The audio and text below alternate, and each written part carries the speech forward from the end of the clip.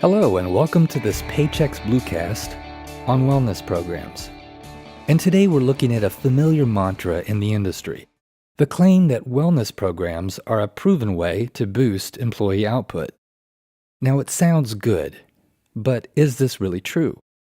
I mean, is there really a direct link between employee health and higher productivity?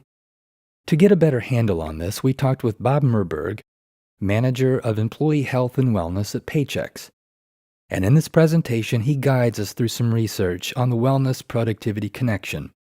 Plus, he uncovers some of the compelling benefits of a wellness program and 3 steps that you can take to build a culture of well-being in your company. Okay, let's see if we can start off by separating the facts from the claims in the industry. And if you look at reputable studies from the Integrated Benefits Institute or the Health Enhancement Research Organization, there really is no proven link between wellness programs and performance. However, research suggests very positive trends in the evolution of wellness. For example, there's a shift taking place from framing employee health as a purely physical characteristic to adding financial and emotional aspects of the employee. And as a result, the perception of employee health is evolving from wellness to the broader concept of well-being.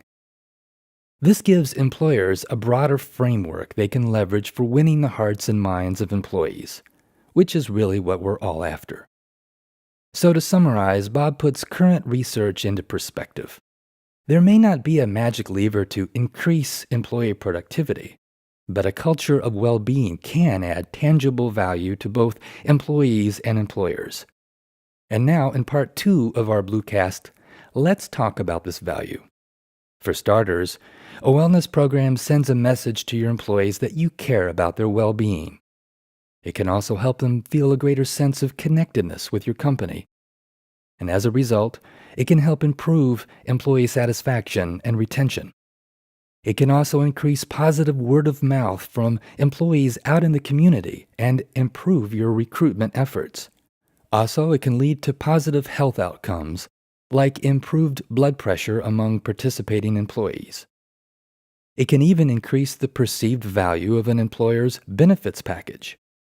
And finally, some companies see higher loyalty, engagement, and energy on the job among participating employees. So, if you step back, there are really many compelling benefits of a wellness program. Now, imagine the impact that some of these could have on your business. Which brings us to our final section, action steps. This is how we bring these benefits to life in your organization. And to give us some direction on how to do this, Bob outlines a simple 3-step blueprint. First, you need to focus on things you can directly control. You may not be able to control productivity, but you can lay a solid foundation for employee well-being. This includes providing good jobs with clear direction, sufficient tools and training for employees, reasonable hours with adequate flexibility, healthcare coverage, fair and competitive wages, family leave and time off. These are important building blocks because they help employees feel good about their jobs, and they give you a foundation you can build on as we move on to the next step. And that is to foster a culture of well-being in your company. To do this, make sure that the well-being of your employees is authentically supported, visible daily across all levels of the company, and infused into as many employee decision-making processes as possible. In doing these things, you're setting yourself up for even greater success, because the more employees feel like your culture supports well-being, the more likely they will adopt any kind of program that you roll out. Which takes us to the 3rd step of the blueprint, and that's building a truly engaging program. This is where you shift from erecting a solid core foundation to the programmatic aspects of wellness. And for many, this is where the fun really begins. Pick activities that most employees can participate in without having to be quote-unquote athletic. These can vary from walks and hikes to bike rides or volleyball. You can also spice up your program by adding healthy foods, like healthy potlucks.